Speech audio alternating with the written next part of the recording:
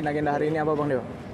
Ya, agenda hari ini tadi pagi sampai sekarang ini hari ini ya, saya dipanggil bersama beberapa saksi untuk mengikuti memberikan keterangan BAP di unit PPA Perlindungan Perempuan dan Anak di Polda Metro Jaya dalam perkara laporan saya tentang adanya dugaan tindak pidana Undang-Undang Perlindungan Anak yang diduga dilakukan oleh Wali Kota Depok, yaitu Pak Idris, yang terjadi di TKP SDN 01 Pondok Cina Margonda. Jadi hari ini saya di BAP dan kebetulan siang ini ada jeda karena ada ini istirahat sebentar ya. Nanti mulai lagi setengah 1. Jadi tadi udah beberapa pertanyaan berbarengan, jadi saya dan beberapa saksi langsung di BAP. Ada berapa pertanyaan tadi Bang? Tadi kalau saya sendiri tuh udah sampai ke 9 pertanyaan. Nanti akan ada lanjut lagi. Banyak kan. Yang digali adalah mengenai sejauh mana anak-anak ini mengalami gangguan kesehatan mentalnya, gangguan fungsi sosialnya, terus kemudian sejauh mana anak-anak ini mengalami sakit hati atau kekecewaan kan. Itu kan yang digali itu kan. Nah, itu anak, kemudian wali murid bagaimana, ditanya juga bagaimana upaya-upaya wali murid kan, itu juga ditanya bagaimana wali murid itu kemudian menyikapi ini.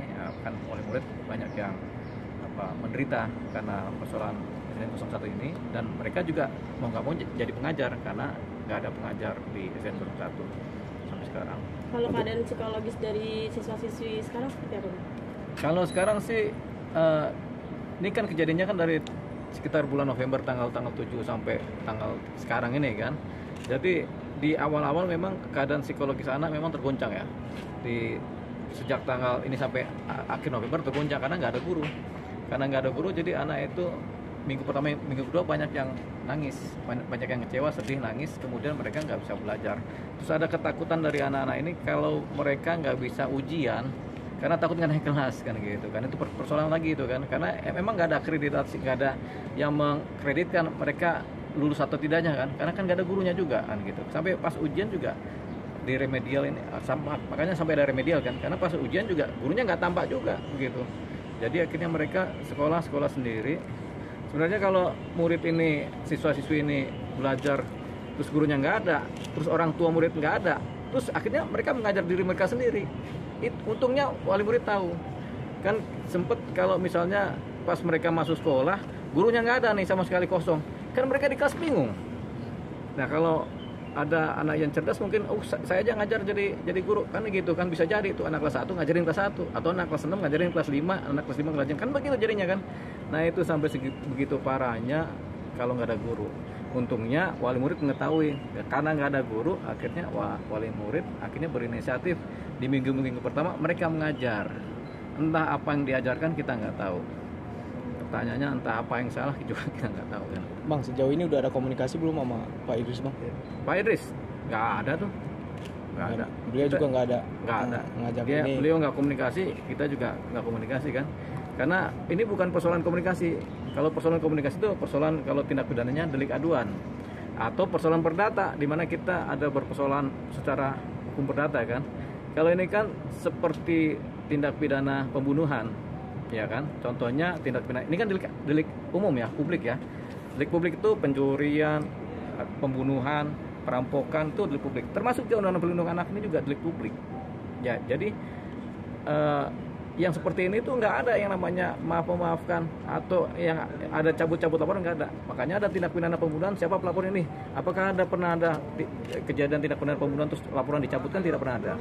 Apakah pernah ada perampokan laporan dicabut? Tidak pernah ada. Demikian juga Undang-Undang Perlindungan Anak, itu tidak pernah ada istilah pencabutan laporan. Makanya ketika ada yang melaporkan, dan siapapun boleh melapor, ketika dilaporkan ini menjadi suatu tindak pidana yang harus diproses oleh penegak hukum. Nah, jadi intinya itu. Jadi komunikasi juga nggak ada gunanya, ngobrol pun nggak ada gunanya. Jadi ya kita sama sekali nggak komunikasi dengan ini, karena memang nggak punya nilai komunikasi itu dengan Pak Wali Kota. Karena kenapa nggak punya nilai? Karena ini tindak pidana publik gitu, dan sudah terjadi kasus pembunuhan, sudah terjadi, ya sudah, berarti kan diproses hukumnya bagaimana. Demikian juga ini Undang-Undang Perlindungan Anak. Ini kan termasuk juga kasus pembunuhan juga, mirip. Cuman bedanya ini kasus pembunuhan terhadap masa depan anak. Ya kan? Ini kan anak karakternya juga dibunuh juga. Kalau anak tiba-tiba ngalamin depresi kemudian akhirnya nggak mampu sekolah lagi atau kemudian mengalami kegangguan mental, ya lebih parah lagi. Karena ini kan berisikonya buat anak nih, masa depan anak. Ini yang lebih mahal. Gitu. Katanya kan wali kota Idris kan mau mengembalikan operasional dari sekolah tersebut ya Pak. Dan tim relawan dan juga keluarga katanya nagih janji itu gimana sih Pak? Ini kan katanya dia mau mengembalikan sekolah itu. Ya nggak apa-apa, bagus aja dia kembalikan sekolah itu menjadi sekolah seperti semula kan. Cuman persoalannya sudah terjadi tindak pidananya. Jadi ya jalan terus nih perkara.